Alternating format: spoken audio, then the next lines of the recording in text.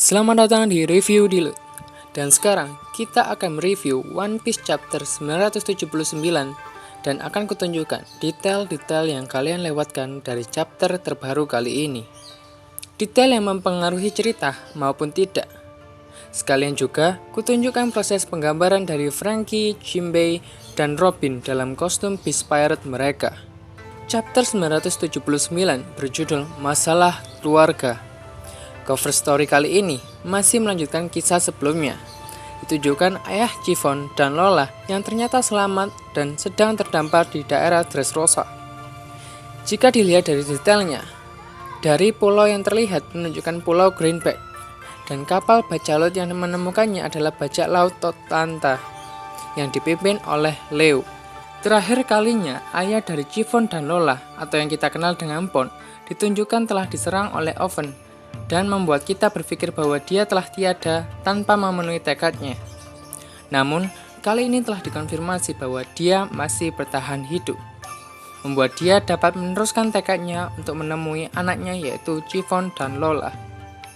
Ini menjadikan kemungkinan bahwa Pedro masih hidup juga ada, karena dalam One Piece, selama karakter yang dianggap telah tiada tidak ditunjukkan jasadnya atau siluet eksekusinya, maka kesempatan bagi karakter tersebut untuk tetap hidup juga masih ada.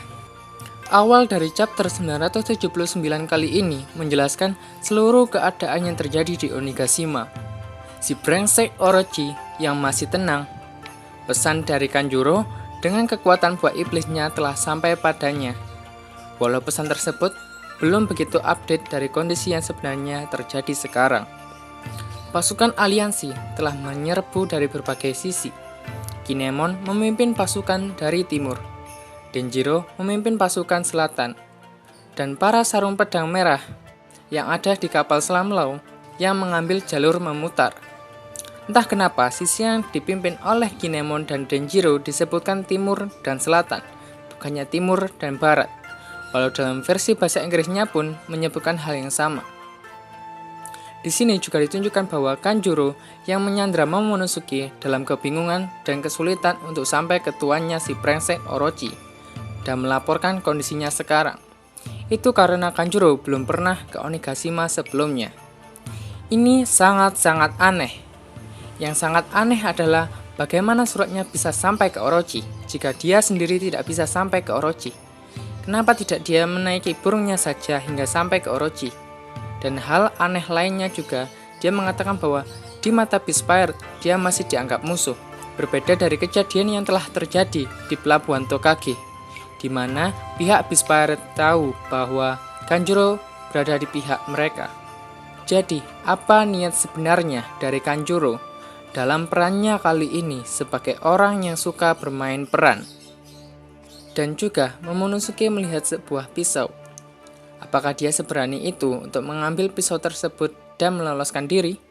Setelah sekian hal-hal penting tersebut, kita juga ditunjukkan interaksi antara kru Straw Hat Pirate yang telah lama kita rindukan. Mulai dari Franky yang menunjukkan upgrade dari alat-alat yang ia punya, membuat Chomper yang mengendarainya terkagum-kagum.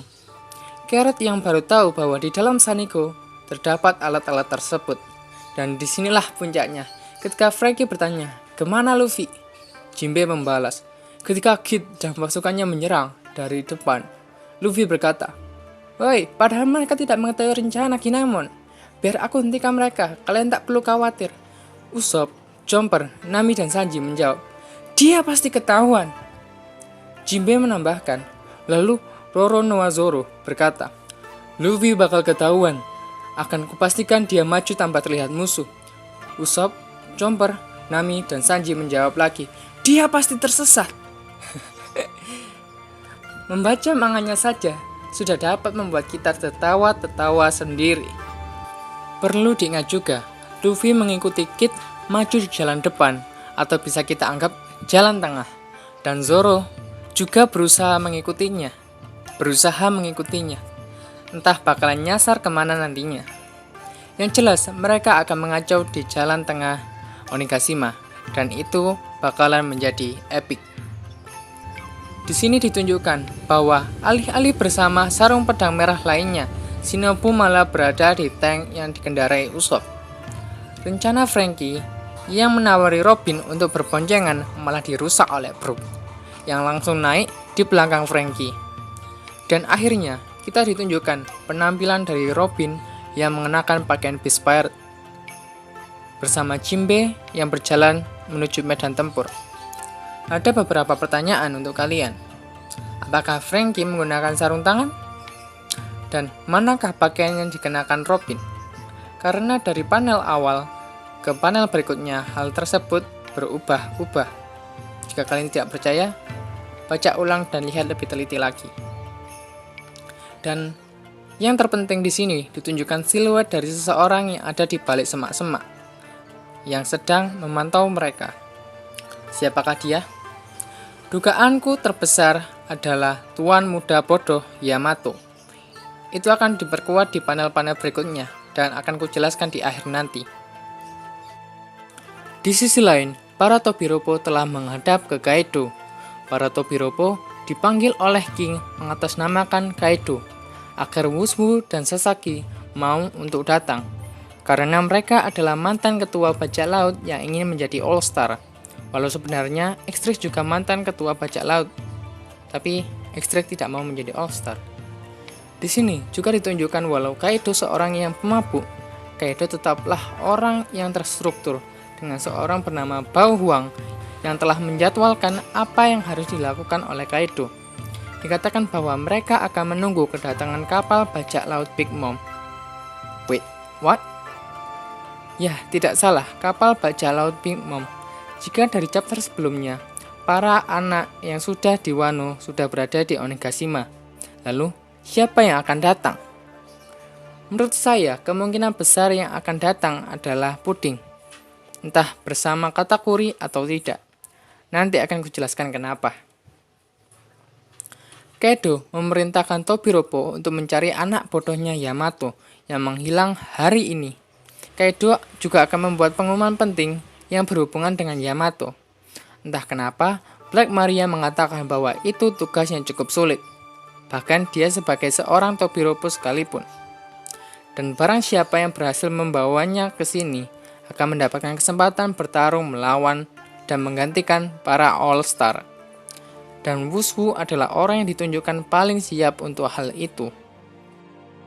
Dan akhir dari chapter kali ini menunjukkan bahwa cerita kembali ke Luffy, dan mungkin beberapa chapter ke depan akan menunjukkan sudut pandang dari Luffy yang bertemu dengan Kid hingga mereka memporak-porandakan jalan tengah menuju Kaido.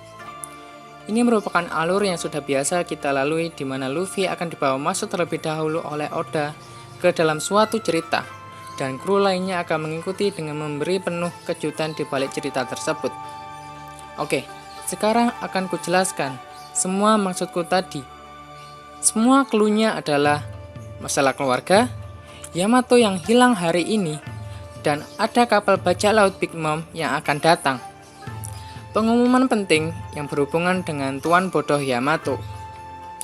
Hal yang menakjubkan yang terlintas di pikiran saya adalah bahwa Yamato akan dinikahkan dengan Puding sebagai syarat yang diminta oleh Big Mom dalam pembentukan aliansi terbesar di dunia kali ini.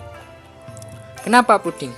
Puding masih dipercaya oleh Big Mom untuk dapat memanfaatkan situasi pernikahan, seperti halnya Sanji dahulu. Akan seru jika ada perdebatan di mana Puding yang menuruti perintah Big Mom atau mengikuti kata hatinya yang mencintai Sanji. Dan Yamato hilang hari ini. Lalu kenapa hari ini? Yang paling lucu adalah Yamato tidak mau dinikahkan. Itulah mengapa dia kabur. Wajar dong kalau orang tua maksa kita untuk menikah, tapi kita tidak mau menikah. Pasti kita akan kabur. Lalu, kemana dia kabur?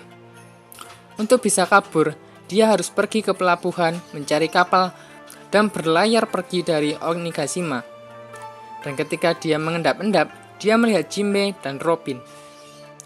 Sementara ini, itulah yang saya pikirkan, walau jikapun begitu akan mengulangi cerita yang hampir mirip dengan Arc Working Island. Jadi, kita tunggu saja kejutan dari Oda Sensei.